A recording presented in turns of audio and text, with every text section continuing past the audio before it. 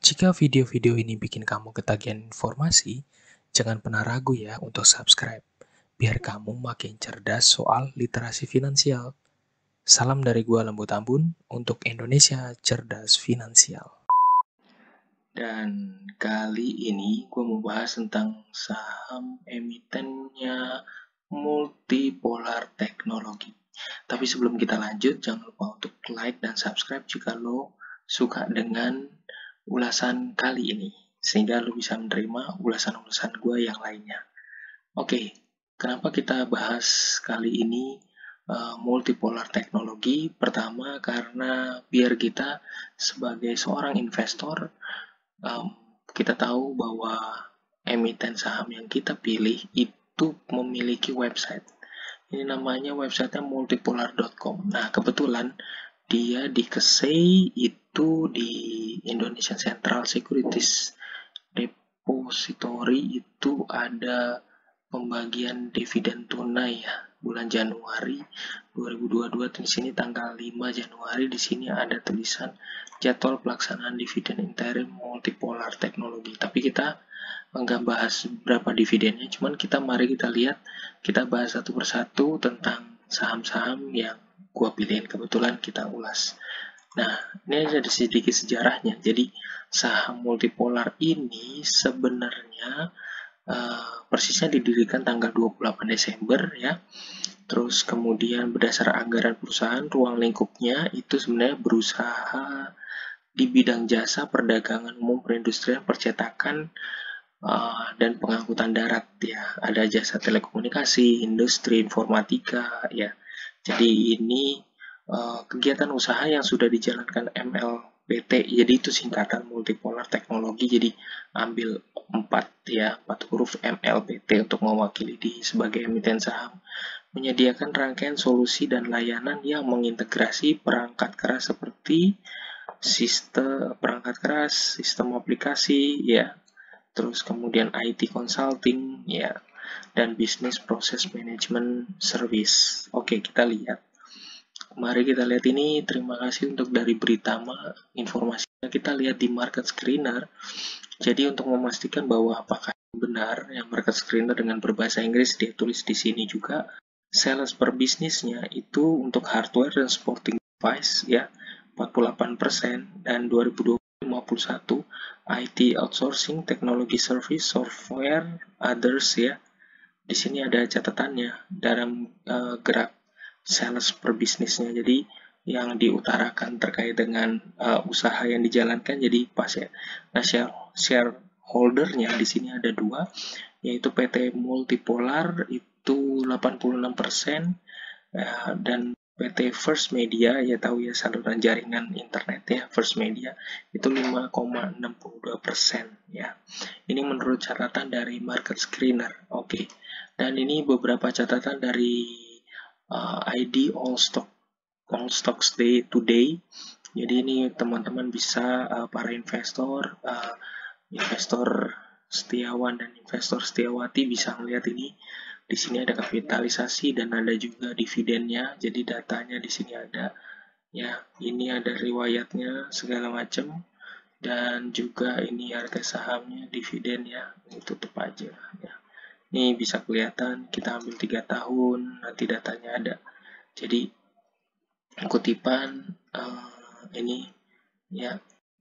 Nah, ini catatan-catatan yang bisa rekan-rekan ambil untuk mempelajarinya ya dari All Stocks Today.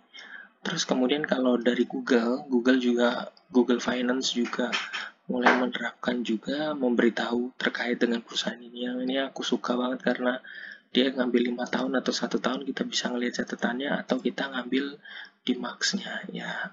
Kita ngambil misalnya 6 bulan, terus kemudian 1 tahunnya, 5 tahun, terus kemudian max-nya. Ini geraknya naik ya, dan ini tergolong cukup mahal juga. Nah, yang menarik adalah data financial performance-nya yang bisa dia catat, bahwa paling nggak dari 2016, 17, 18, 19, 20, walaupun dia mendapatkan revenue dan net income-nya juga semakin tinggi. Ya, dengan posisi harganya sahamnya sekarang 3.380, di mana waktu 2020 itu masih kecil banget. Jadi coba pelajari saham-saham lain yang masih murah dan dipelajari apakah perusahaannya cukup untung atau enggak. Jadi rata-rata ya kalau dilihat di sini 2020 saham-saham yang di bawah 1.000 ya, dan itu bisa mengajak sampai 3.000 nih. Ini buat gambaran aja. Nah, pertanyaannya berikutnya ini dapat dari ini juga laporan Yahoo Finance. Ini yang paling data yang cukup historinya financial. Coba kita sini holdernya, ya, catatan holdernya bisa keluar nggak nih datanya? Oh, di sini holdernya ya, statistik profile. Coba kita lihat profilnya. Nah, ini ada datanya. Datanya lokasinya berita 1, terus kemudian key-nya cuma sampai di sini sih semua ya. Oke, kita lihat berikutnya dari MarketWatch. MarketWatch ini juga mungkin memiliki kekuatan yang sama dengan menampilkan data untuk valuasinya ya. Kalau semakin sering dibuka nanti biasanya berbayar kebetulan. Kita lihat sini market valuasinya, profitable-nya, efisiensi kapitalisasinya ya. Di sini data ini kayak mirip kayak RT bisnis lah kalau di HP ya. Jadi ini MarketWatch bisa dipakai juga untuk melihat tadi. Terus kemudian ini dari IDN Financials untuk melihat, kita ngelihat dulu sedikit. Kita klik aja multipolar, kita ngelihat di bawah subsidiary affiliation-nya. Ya, ini ada datanya, Visionet data internal ya. Terus kemudian dividennya juga ngasih terus ya. Di sini dividennya ngasih terus. Tadi mana dividen? Oke, dividennya ngasih. Lalu juga ini shareholdernya, jadi multipolar tuh menguasai 86%, publiknya 7%, first medianya 5,6. Jadi paling nggak yang ideal itu biasanya saham yang paling ideal adalah emiten yang memiliki shareholdernya ada satu yang memiliki lebih besar ya untuk penguasaan untuk shareholdernya. Nah, terus kemudian gue lompat aja. Di sini juga financial datanya menurut catatan revenue-nya dapat, ada Q1, Q2, Q3, masih nunggu Q4-nya.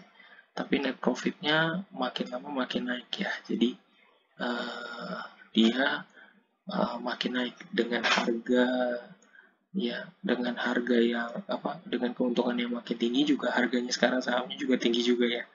Jadi ini bisa kelihatan jangan-jangan dia akan terus naik ya saham ini. Tapi baik buat pemula sebaiknya jangan langsung beli di harga tinggi, nanti takutnya dibanting ya kalau dibanting.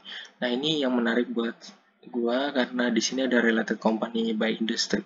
Ada Dinet, Indo Retail Makmur, terus kemudian ada Metrodata, ada Tech Indo Sterling, Teknomedia, ada Multipolar, ada Atik, ada ASGR, ada Galva Teknologi, terus kemudian ada Cashless, ada Rans ya.